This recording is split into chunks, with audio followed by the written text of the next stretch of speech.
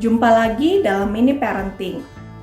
Dalam acara ini akan dijelaskan beberapa tips pendek bagaimana cara mendampingi anak yang telah Tuhan anugerahkan dalam kehidupan pernikahan kita. Saya, Dewita Karema Saraya. Pada kesempatan ini, saya akan membahas tentang bahasa cinta untuk anak. Bicara soal cinta, pasti tidak akan ada habisnya. Cinta adalah sebuah rasa yang kuat yang menjadi landasan hidup berkeluarga. Cinta tidak hanya bisa dirasakan, tetapi juga harus diungkapkan. Pengungkapan cinta dapat dilakukan dengan bahasa cinta atau love language. Konsep tentang love language ini dikenalkan oleh seorang penulis asal Amerika, yaitu Dr. Gary Chapman dalam bukunya Five Love Language. Dr. Chapman banyak membahas tentang prinsip-prinsip komunikasi dalam suatu hubungan. Ia lalu mengenalkan sebuah istilah bahasa cinta yang dapat diaplikasikan di berbagai hubungan, salah satunya hubungan antara orang tua dengan anak, ataupun juga sebaliknya. Dalam bukunya, Dr. Chapman juga mengatakan bahwa sebuah hubungan akan bisa terus berkembang dengan baik jika yang menjalaninya mampu memahami satu sama lain, karena setiap orang mengekspresikan dan juga menerima rasa cinta dengan cara yang berbeda. Mengapa penting bagi orang tua untuk dapat memahami bahasa cinta anak? Karena dengan memahami bahasa cinta, kita jadi tahu pendekatan yang dapat kita terapkan untuk membantu anak agar berhasil dalam proses belajarnya, juga saat kita mendisiplinkan anak dengan benar, serta membangun fondasi kasih sayang untuk anak.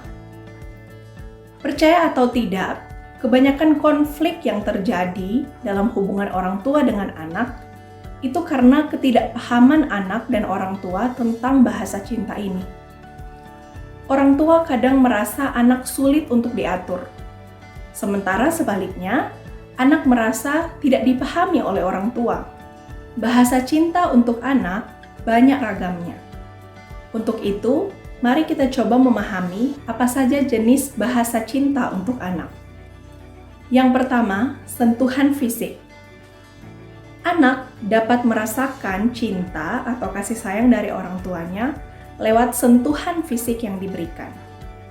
Jadi sentuhan fisik yang dapat diberikan adalah dengan memeluk, mencium, ataupun mengusap tangan, kepala, dan juga punggung anak. Cara untuk orang tua tahu anak Anda tipe sentuhan fisik adalah dengan mengamati perilakunya. Jika anak sering ditemui tiba-tiba memeluk Anda, atau mungkin sering menggandeng, memeluk tangan ayah dan bunda, maka bisa jadi anak memiliki love language ini. Atau mungkin anak juga teramati senang atau tiba-tiba menyandarkan tubuhnya pada ayah dan bunda saat bersantai. Berkaitan dengan sentuhan fisik, baik anak maupun orang tua perlu mempelajari batasan sentuhan fisik yang wajar dan tidak wajar. Sentuhan fisik yang wajar adalah sentuhan yang seharusnya membuat anak merasa nyaman, merasa disayang, dan merasa penting. Misalnya, dipeluk, digandeng, atau diusap punggungnya saat mau tidur. Sentuhan yang tidak wajar adalah sentuhan tidak nyaman untuk anak, baik karena dia merasa disakiti atau juga karena menimbulkan perasaan yang tidak aman. Misalnya, dipukul, dicubit, ditendang, ditampar, atau jenis-jenis sentuhan yang mengarah pada kekerasan fisik maupun seksual. Tentu, ayah bunda tidak disarankan untuk melakukan sentuhan fisik yang seperti ini. Saat sedang marah atau kesal dengan anak, sebaiknya ayah bunda menarik diri sebentar agar tidak terpancing untuk memukul anak. Atau untuk menghindari sentuhan yang tidak wajar, yang sifatnya melecehkan, orang tua yang jenis kelaminnya berbeda dengan anak itu mulai perlu mengurangi kontak fisik bila anak mulai beranjak dewasa. Ayah, misalnya, ya bisa mengurangi porsi kontak fisik ya dengan tetap membiasakan memberi pelukan sebelum anak tidur. Yang kedua, ya bahasa cinta yang dapat diungkapkan anak dengan kalimat penguatan. Sebagian anak merasakan kasih sayang orang tuanya ketika ia mendapatkan kata-kata penguatan dari orang tua, misalnya dengan pujian. Untuk anak-anak dengan bahasa cinta tipe ini, Bunda dapat memberikan pujian saat anak berhasil melakukan sesuatu yang baik. Misalnya, hari ini kamu sudah hebat membersihkan kamar. Terima kasih ya sudah bantu Bunda. Atau ayah bisa juga memberikan pujian saat anak berhasil mengerjakan PR-nya. Fokuslah apa yang sudah berhasil dicapai anak, sesederhana apapun itu. Jangan hanya berikan pujian pada anak ketika anak berhasil melakukan sesuatu yang besar menurut ayah bunda. Sama halnya saat kita ingin mengungkapkan rasa sayang kita kepada anak, janganlah menyampaikan dengan embel-embel di belakang. Misalnya, ayah bunda sayang kamu saat kamu rajin. Atau misalnya, ayah bunda sayang sama kamu kalau kamu nurut. Marilah coba mempraktekkan yang namanya unconditional love. Yang ketiga, ada quality and quantity time. Kualitas dan kuantitas sebetulnya berjalan beriringan. Tanpa ada waktu yang cukup, kualitas dari sebuah pertemuan tidak akan tercipta. Bagi anak dengan bahasa cinta seperti ini, biasanya akan menuntut waktu yang banyak untuk dihabiskan dengan ayah bunda. Cara menghabiskan waktu yang berkualitas bersama anak bisa disesuaikan dengan usianya. Hal yang dapat dilakukan misalnya saat anak masih kecil, ayah bunda dapat banyak menemaninya untuk bermain. Dan untuk anak yang lebih besar, ayah bunda bisa menjadi teman ngobrol yang baik untuk anak. Memang kendala terbesar untuk menciptakan quality time dan quantity time ini adalah terbatasnya waktu orang tua, terutama bagi orang tua yang bekerja.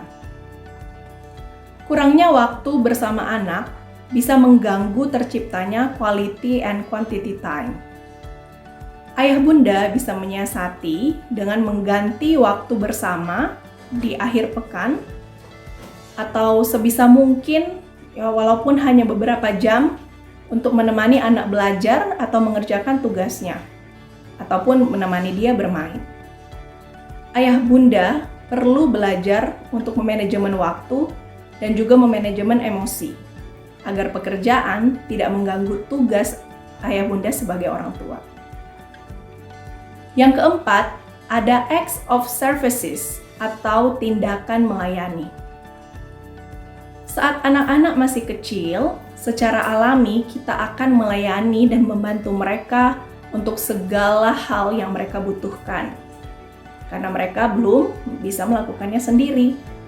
Mulai membantunya dalam makan, minum, mandi, dan berbagai kebutuhan lainnya. Semakin anak dewasa, ia akan mulai memenuhi kebutuhannya sendiri. Bagi anak yang merasakan cinta orang tuanya dengan cara ini, kenalilah tindakan ayah bunda yang sangat ia sukai. Misalnya, anak suka jika ia ditemani saat mengerjakan PR atau ia senang dimasakin makanan tertentu. Semakin besar usia anak, bisa jadi akan semakin terbatas pelayanan yang bisa dilakukan oleh ayah bunda, karena orang tua juga perlu untuk mengajarkan kemandirian pada anak. Yang terakhir adalah memberi hadiah. Anak-anak dan hadiah ini bagai sayur tanpa garam. Artinya, hampir tidak ada anak yang tidak suka hadiah. Tapi ternyata ada anak yang anut bahasa cinta seperti ini, di mana ia melihat pemberian hadiah sebagai wujud kasih sayang yang nyata dari orang tuanya. Mereka akan lebih menghargai hadiah, ya seperti sebungkus coklat atau sebuah mainan, dibandingkan pelukan. Karena sifatnya mengarah pada materi, maka pemberian hadiah ini perlu dikontrol, karena ada dampak yang kurang baik, yaitu anak akan merasa tidak disayang jika ia tidak lagi mendapat hadiah dari orang tuanya. Trik untuk mengontrolnya adalah dengan mengatur frekuensi pemberian hadiah. Artinya, jangan terlalu sering memberi hadiah untuk anak. Berikanlah hadiah saat momen spesial buat anak.